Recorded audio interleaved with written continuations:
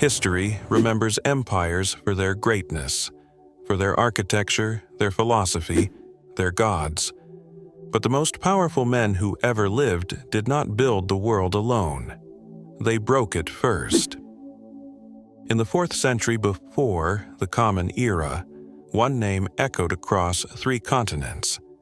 It was carved into temple walls, whispered in royal courts, and spoken with fear from the shores of Greece to the banks of the Indus River. Alexander, king of Macedon, pharaoh of Egypt, lord of Asia, son of Zeus, or so he claimed. He was the most celebrated human being who ever lived, and perhaps the most dangerous. But history has been generous to Alexander, too generous. Because behind the gilded legend of conquests and glory lay a man consumed by paranoia, drenched in blood, and unraveling in the ruins of his own making. This is not the story of a hero. This is the story of what power does to a man when no one can stop him. This is the shadow of a god. The year is 336 BC. The ancient world is balanced on the edge of a sword. Macedonia, a rugged kingdom in the north of Greece, is not the refined civilization of Athens or the martial bastion of Sparta. It is something wilder. Its kings drink heavily, fight viciously, and rule by force of will. The Macedonian court is a place of scheming women, loyal generals, and brutal succession politics where legitimacy is decided not by law, but by who is still alive when the dust settles. Philip II, Alexander's father, has transformed this peripheral kingdom into the dominant military power of the Greek world. His army is disciplined, innovative, a terrifying machine of sarissa pikes and coordinated cavalry. Under Philip, Macedon has crushed the great city-states that once dismissed it as barbarian. To the east lies the Persian Empire, the greatest power on earth. Stretching from modern-day Turkey to the borders of India, it is a civilization of stunning complexity, commanding hundreds of thousands of soldiers, vast wealth, and ancient prestige. Persia is the enemy Philip dreams of destroying, but Philip will not live to see it. In 336 BC, during the wedding celebrations of his own daughter, Philip II of Macedon is stabbed to death by one of his former bodyguards. The assassin is cut down immediately. The full truth of who ordered the killing has never been conclusively proven. Some ancient sources whispered of a conspiracy reaching all the way to the queen, Olympias, Alexander's mother, and perhaps to Alexander himself. Alexander is 20 years old when he inherits the throne. He is brilliant, fearless, and already deeply dangerous. Tutored by Aristotle, trained for war since childhood, and raised by a mother who told him he was the son of a god, Alexander does not merely want to be king, he wants to be eternal. And to secure that eternity, he is prepared to drown the world in blood. Within days of taking the throne, before the dust of his father's funeral had settled, Alexander began to kill. He executed rivals to the throne, cousins, princes, the sons of powerful men whose very existence represented a competing claim. His cousin, Amyntas IV, a man who had done nothing to provoke him, was put to death simply for being royal blood. 2 Macedonian princes suspected of involvement in Philip's assassination were executed without hesitation.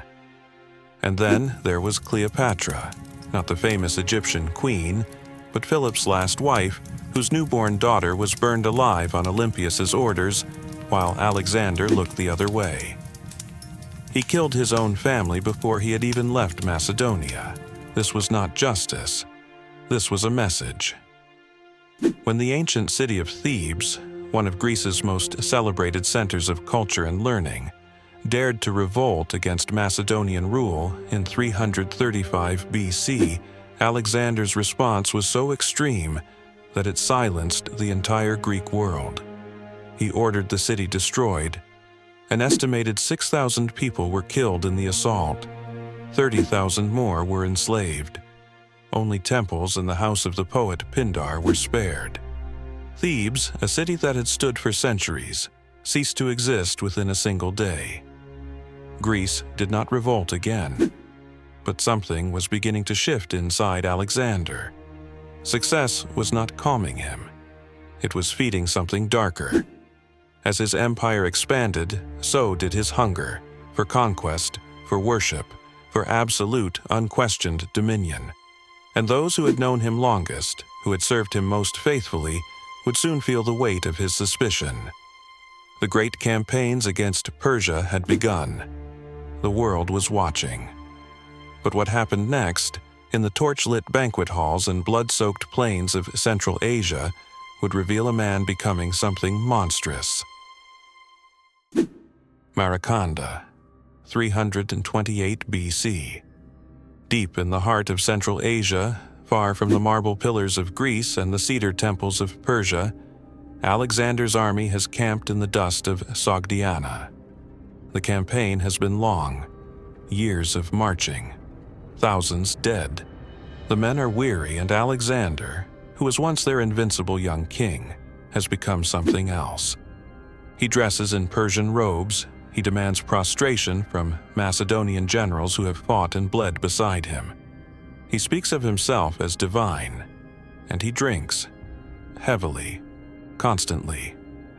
That night, a banquet is held. Wine flows freely.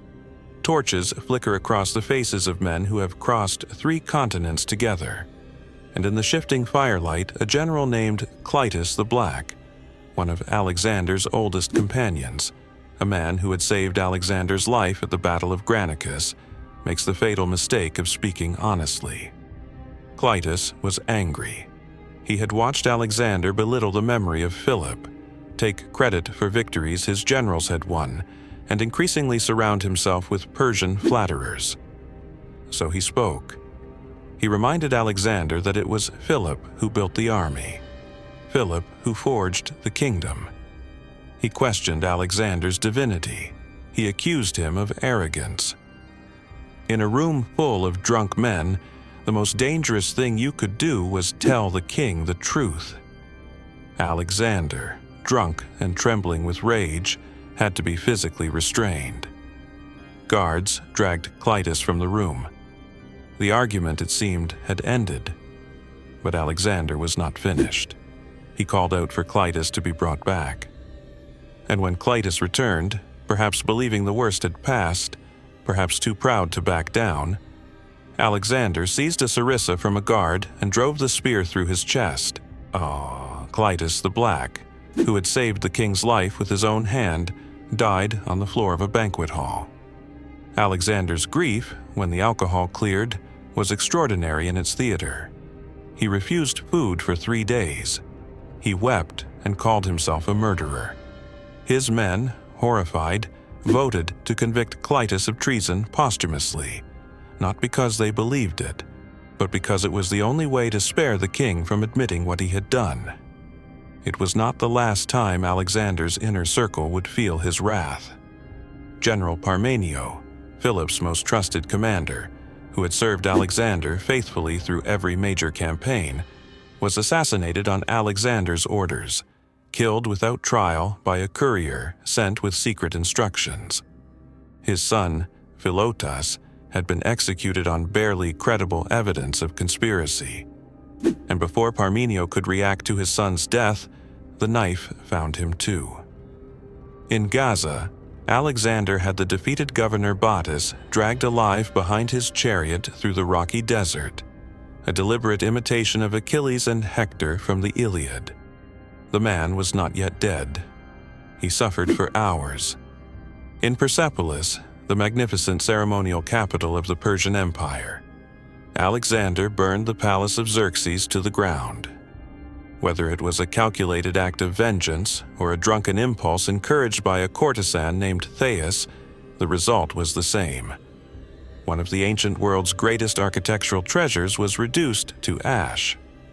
And in Bactra, Alexander attempted something that shocked even his most loyal followers. He tried to introduce proskynesis, the Persian practice of ritual prostration. demanding that his own Greek and Macedonian generals bow before him as subjects bow before a god. When Callisthenes, historian, philosopher, and nephew of Aristotle, refused, he was arrested, accused of conspiracy among the royal pages, and died in custody. Aristotle's student had built an empire. Aristotle's nephew had become a casualty of it. By the time Alexander reached the banks of the Hyphasis River in India, his army refused to go further. For the first time in his life, the men who had followed him to the edge of the known world simply stopped. Alexander wept. Whether from grief or rage, no source agrees. He spent 3 days sulking in his tent. But the mutiny held. The army turned back west.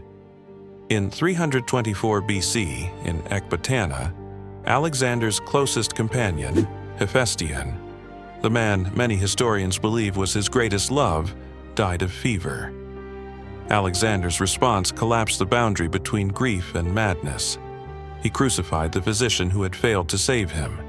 He ordered the mane and tails cut from all his cavalry horses. He commanded an empire-wide period of mourning and had a funeral pyre built in Babylon at a cost reportedly equal to the entire annual revenue of a major city. Some sources suggest Alexander had Hephaestion officially declared a divine hero, a demigod, after his death. He was building a mythology for the man he could not save in a world he was losing his grip on. In June of 323 BC, Alexander the Great died in Babylon. He was 32 years old.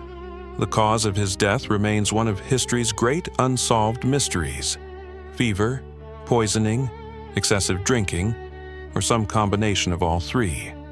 He had no confirmed heir. He had no clear succession plan. When asked on his deathbed who should inherit the empire, ancient sources report that Alexander said only, "To the strongest." It was perhaps his most honest moment, and his most devastating legacy. The empire he had spent 13 years building was torn apart within a generation. His generals, the Diadochi, waged 40 years of war against each other. His son Alexander IV and his half-brother Philip III were both murdered. Olympias, his mother, was executed. The man who had forged the greatest empire the ancient world had ever seen left behind no dynasty, only ruin.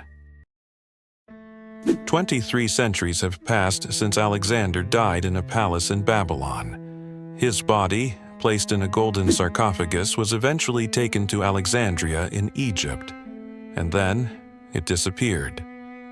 The most famous tomb in the ancient world has never been found. Historians still argue, was he a visionary who spread Greek civilization across the known world? Or was he a paranoid, alcoholic tyrant who left mountains of corpses in his wake and destroyed everything he claimed to love? Perhaps both things are true. Perhaps that is exactly what made him the most dangerous man who ever lived. What we know is this: he burned cities and founded them. He killed the men who saved his life. He demanded to be worshipped as a god and died like a mortal. He conquered the world and could not conquer himself. We call him Alexander the Great. We have been calling him that for 2,000 years.